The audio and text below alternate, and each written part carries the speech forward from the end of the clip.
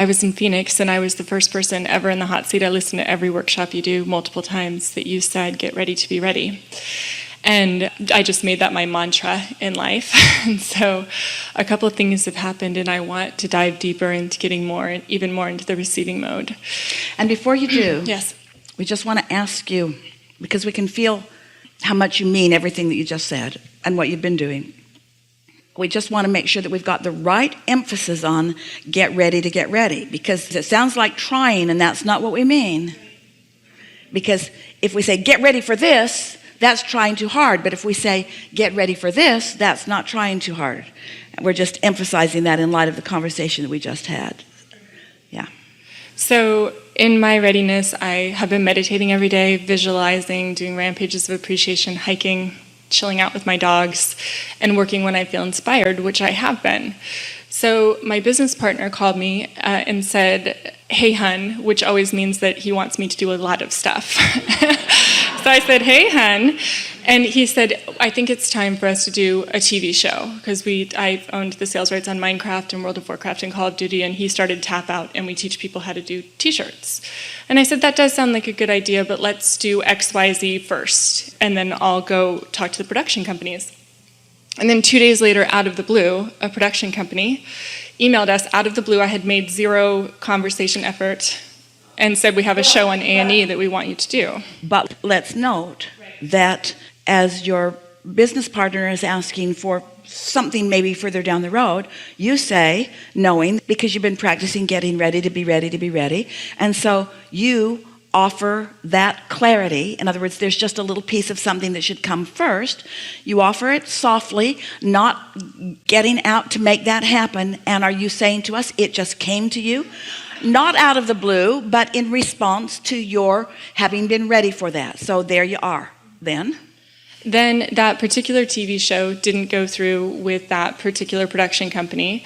And I'm not making any efforts to make that happen still. Because you were ready for that, but not ready for all of that. And so the fact that you were ready for that, ready for that, ready for that. So if there's no impatience about what didn't happen, you're further along than you were, aren't you? And what's the attitude in being further along than you were? What's the feeling of that? It feels amazing. Victory. Yeah, victory. Yeah. Success. In other words, further along than you were, not all the way over there, but further along. And that manifestation as it came is really something worth vibrationally celebrating, which is what that emotion of exhilaration and satisfaction, the emotion of satisfaction is. And then, so it's a three-pronged thing, the TV show, and then I've been wanting this house in Boulder, this beautiful multi-million-dollar house. And every time I think about getting the house, then it's resistance. Because you weren't ready to be ready to be ready, because you know too much. If you had said this beautiful house,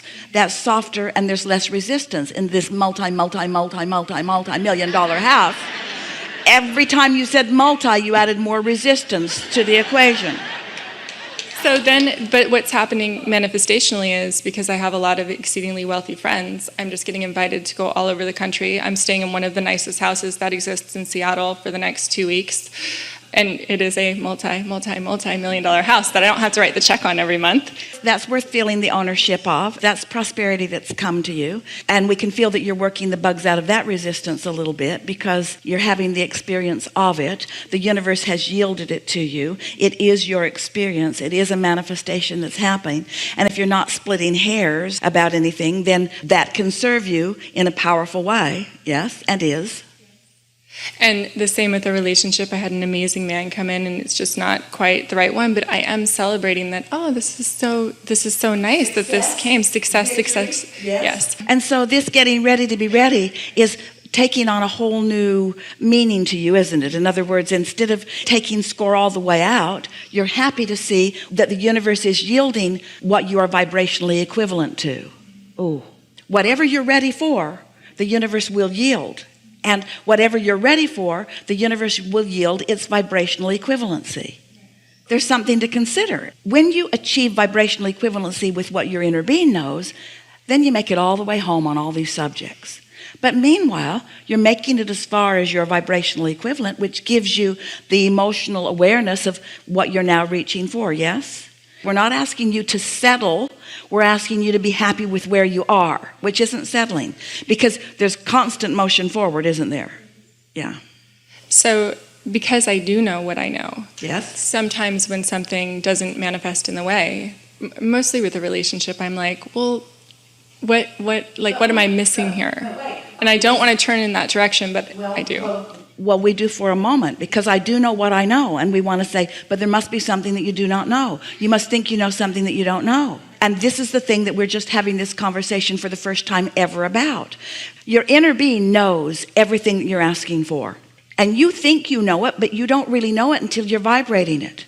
Can you follow that? Until you're really vibrationally equivalent, until you have really allowed the universe to yield it to you in its fullness, you don't really know it. So are we saying it takes the full manifestation to really know it? Well, no, because that means you'd have to be there and already have, that would mean you'd already have to live in a multi-million-dollar house in order to attract another multi-million-dollar house, and that is not the case at all. So the piece that you're not quite knowing came in the words, the evidence of it came in the words, maybe you didn't say the words, maybe you just offered the vibration of it. When you're taking score, what has come in the form of a relationship isn't everything that you wanted. And it's that awareness that there are missing pieces that is keeping you vibrationally equivalent to the absence of what you want instead of to the presence of what you want. Are you following us? She's been listening to us for a long while, and this is really leading edge conversation that we're having here. And the thing that we really want you to hear is, again, what we're talking about is being able to divert your attention from what is and put your attention upon what is wanted. And they're sometimes very far apart. In this case, not that far apart. But still, if what is has more of your attention than the vibrational essence of where you're going, then there's not satisfaction. And that's why our friend offered such important conversation. She was receiving the block of thought when she offered it. She said, I'm creating emotionally. I can feel that there's an emotional conversation that I'm having. Can't quite find the words. In fact, couldn't find the words, the essence of it. So what we're saying is, it will be really satisfying when you are all the way there with that partner that you have created. That will be really satisfying. The question is, can it be satisfying now? But that's the part that you said I might be missing something, because as long as you're noticing that there's something missing, then it's not satisfying now. And that's the thing that trips you all up about so many things, is that you're so accustomed to being satisfied when you get the whole enchilada that you don't allow it to keep evolving as it would if you could just cool your jets and be happy with it as far as it's come along the way. And you said some of that. You said, and then out of the blue, I didn't even ask for a production company, and then someone called me and there they were. What are you going to take away from that? Are you taking away the satisfaction of you merely had to say the words and there it was? Or you merely had to say the words and they came but then it went away? Where are you leaving that emotionally? So with the production company, it's quite easy. I'm like, oh, this is a total win. Obviously, people want to watch this. Quite easy, Good, because there's quite not easy. so much invested, because you don't have beliefs that are working against you. That's like blue glass and feathers and butterflies. It's easy to have that free-flowing thought about that, and harder relative to the other, but it's still the same thing. Yeah. So I have two questions about that. How do I get from there to there? Like, how do I turn my attention away from something that I want so much? And I've softened it so much over the years. Isn't that the big question? Say it again. Yes, it is. Say it again. So I want a life partner. How do I... Just ask that question again. How do I turn my attention away from something that I want so much? From something that I want so much. That I want so much. There's a clue. There's a clue. In the wanting it so much, there's awareness of the gap. And so when we're talking about vibrational equivalency, do you think there is any gap in the vibration of your inner being between the vortex version and the full manifested version? No gap whatsoever. Gap. And it's natural that there would be, because your humanness is sticking out like a sore thumb. In other words, everybody's doing it, but this is what you're reaching for. You've got to feel the certainty of it, not the trepidation of it, not the tentativeness of it.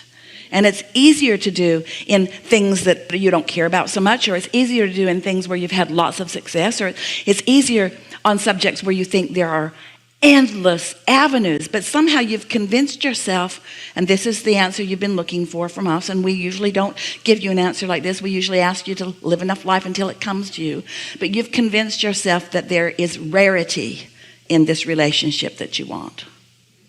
I have. There isn't rarity. There's just a vibrational. I do have one other question. Well, that's an important discussion to have. So how do you work your way out of that? You don't work your way out of that. You have to let the universe prove to you the existence of something you don't believe in. You have to let the universe prove to you the existence of something you don't believe in. You can't. The universe cannot prove to you the existence of something that you don't believe in. It can't happen. It can't happen because those two competing forces are going on within you. So you either have to distract yourself and stay off that subject altogether, or you have to soften that. But that's the thing.